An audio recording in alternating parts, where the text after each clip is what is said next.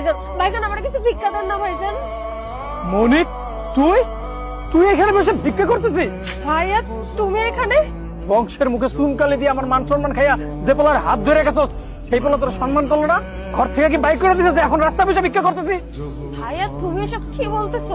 আর এসব তোমাকে কে বলছে? কেন, তোর ভাবি যে কইলো তুই নাকি কোন পোলার হাত ধরে বাসা থেকে বাইরে গেছস?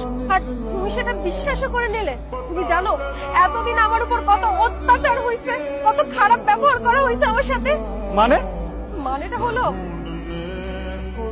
ভাবি, তুমি আমাকে বলবে তো আমাকে কোথায় নিয়ে যাচ্ছো? আহা, তুমি এত পাগল হচ্ছ কেন? তোমার জন্য একটা সারপ্রাইজ আছে, তুমি আগে চলো, তারপর দেখতে পাবো। সারপ্রাইজ না? তার মানে তুমি আমার জন্য খুবই গুরুত্বপূর্ণ সারপ্রাইজ রেখেছো। গুরুত্বপূর্ণ তো বটে, যেটা তুমি স্বপ্নেও কল্পনা করো।